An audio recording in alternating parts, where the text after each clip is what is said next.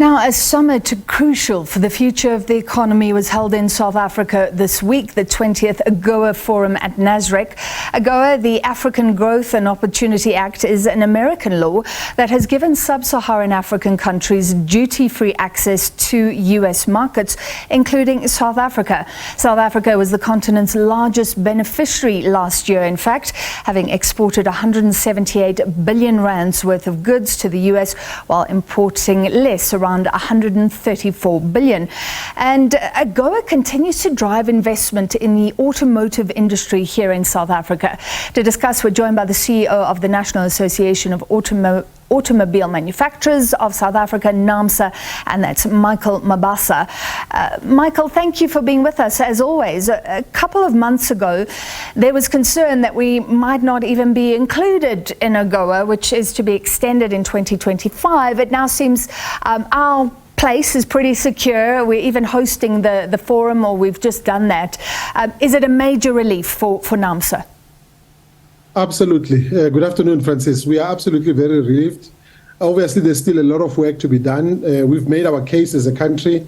We've made our case as Africa that indeed this agreement should be extended. And certainly, we also want it to be expanded, because it's not just about benefiting those who have been beneficiaries for the last 20 years, but certainly there are also other smaller economies in the continent that are not accommodated by the current agreement, and we would like to see those smaller countries and smaller economies coming into this agreement sooner rather than later. So we are absolutely relieved that the Americans are listening. And our president was saying it should be extended for a lengthy period, because there's uncertainty every time an extension time comes up. Some are calling for 10 years. Do you think we will get that?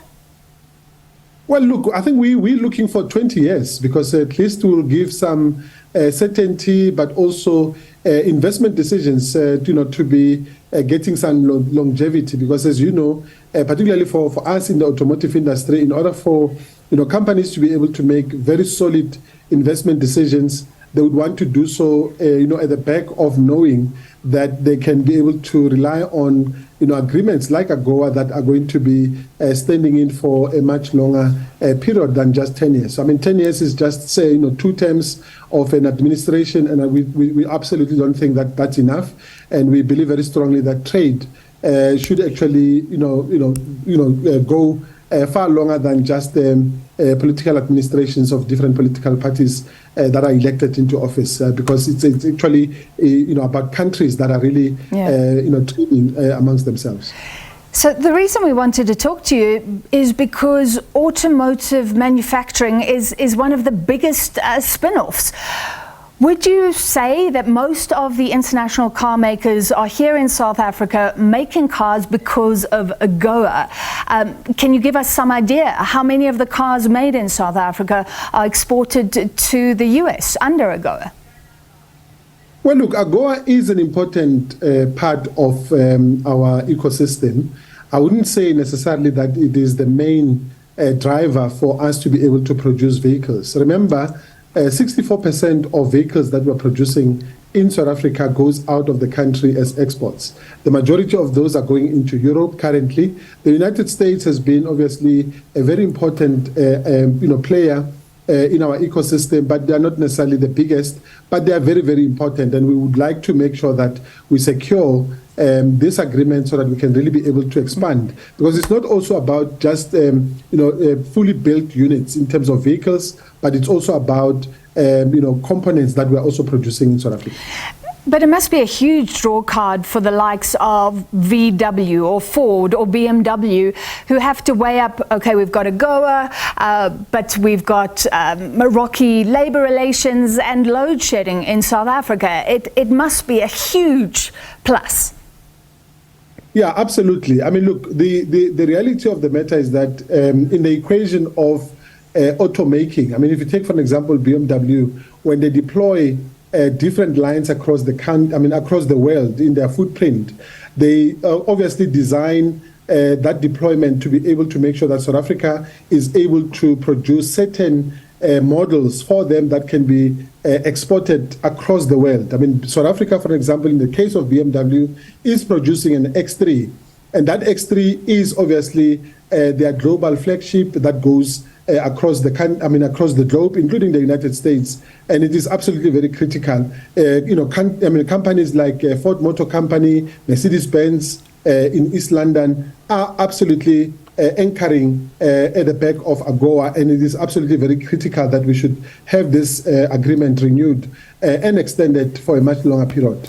And I think it's important to note, tell me if you agree with me, that these are global car companies that are benefiting.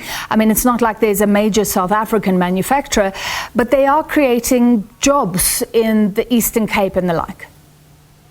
Absolutely, and we want them to do more, because remember, Francis, the world is moving, and it is moving very fast. As a sector, we are now talking about the introduction of new energy vehicles, electric vehicles, autonomous vehicles, and so on and so forth. And the fact that South Africa and the rest of the continent is endowed with massive mineral resources, it gives us a very, very unique opportunity to be able to engage differently with the United States so that they can be able to bring in skills, bring in innovation, so that we can really be able to look at the minerals that we have in the country, as opposed to taking those minerals, putting them into containers, into China and many other markets. We want countries like the United States through AGOA to really help us to be able to accelerate our research and development programs so that those products can be able to be beneficiated in South Africa to enable us to be able to create new jobs for our young people, because we are certainly hungry as a country, as a continent, for new jobs, and we believe very strongly that this is an opportunity for us, particularly because we are going to be changing this industry faster in the next 10 years than we did in the last 100 years. So the timing of AGOA now is absolutely very key for us as a sector. All right, well, let's hope for a very lengthy extension. Thank you so much. I think that was a great explanation of just how important this American Act is for South Africa. That was the CEO of the automotive industry body, Naamsa, Mikel Mabasa.